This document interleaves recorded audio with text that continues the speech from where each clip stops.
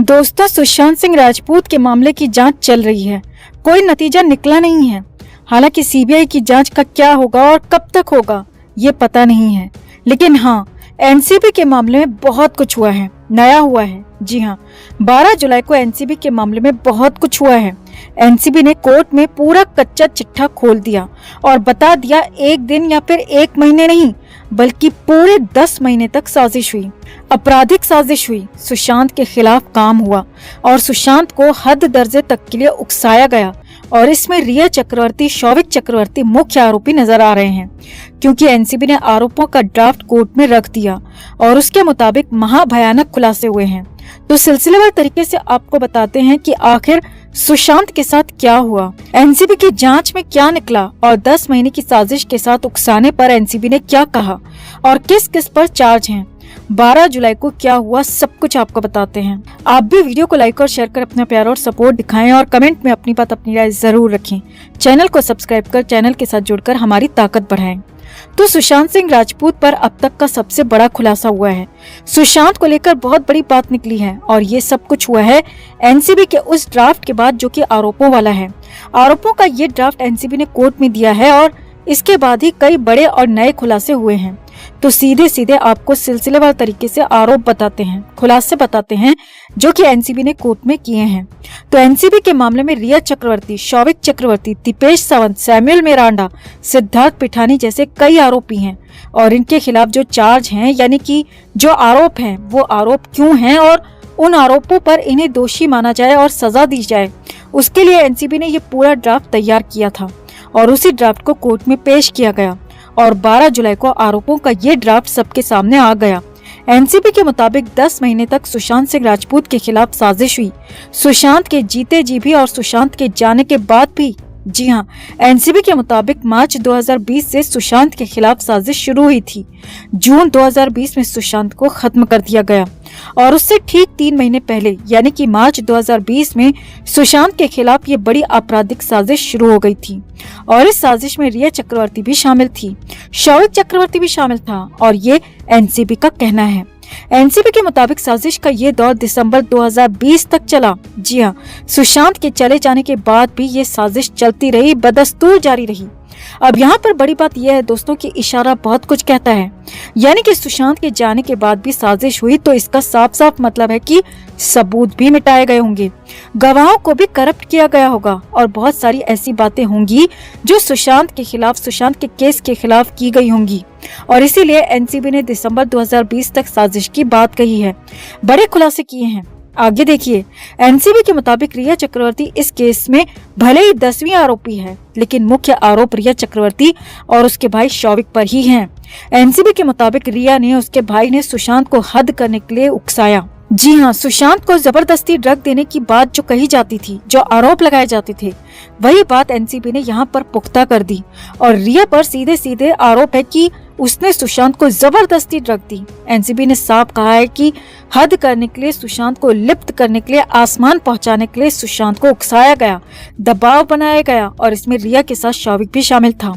आगे देखिए, एनसीबी के मुताबिक रिया ने कई बार सुशांत के लिए ड्रग खरीदी और शौविक तो कई सारे पेडलर्स के सीधे सीधे संपर्क में था, उनसे रेगुलर सामान उठाता था और फिर सुशांत तक सामान पहुंचाता था और इसमें अपनी बहन का भी साथ लेता था। यही नहीं, सुशांत को ये डिलीवरी 2018 से मिल रही थी, यानी कि 2 साल से भी ज्यादा वक्त से सुशांत के साथ जो खेल हो रहा था, इस भाई बहन की जोड़ी इसमें जुटी हुई थी और ये पूरा खुलासा, पूरी बात एनसीबी ने बताई है। और देखिए, एनसीबी के मुताबिक कुल 35 आरोपियों के खिलाफ चार्ज का जो ड्राफ्ट कोर्ट में दिया गया है, उसमें साफ साफ लिखा है कि पूजा सामग्री के नाम पर खरीद फरोख्त की जाती थी और इसके लिए पैसे का इंतजाम कहीं और से नहीं होता था, बल्कि सुशांत सिंह राजपूत के ही बैंक अकाउंट से पैसे का इंतजाम होता था। जी हाँ, ये बहुत बड़ी बात यहाँ पर कही जा रही है।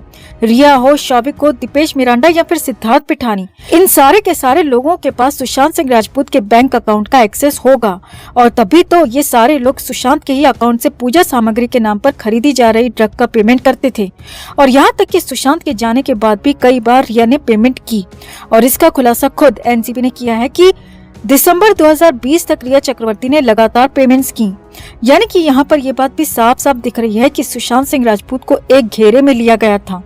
एक पूरा जाल, एक पूरा कॉकस उनके चारों तरफ बनाया गया था और इसमें कुछ ही लोगों की एंट्री थी और वो सारे लोग आपस में मिले हुए थे। इन लोगों का ग्रुप था और ये लोग सुशांत को घेर कर सुशांत का इस्तेमाल कर रहे थे।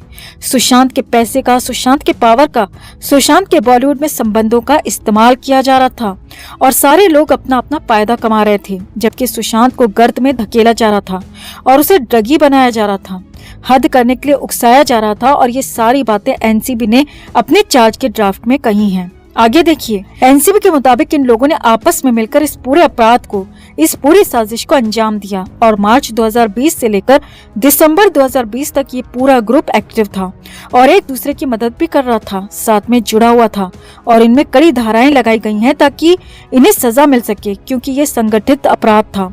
संगठित होकर इन लोगों ने सुशांत सिंह राजपूत के खिलाफ साजिश की थी और उसे लती हदी बनाने के लिए मजबूर कर दिया और इसीलिए इन्हें कठोर से कठोर सजा मिले, कड़ी से कड़ी कार्रवाई हो, इसीलिए कड़ी धाराएं भी लगाई गई हैं।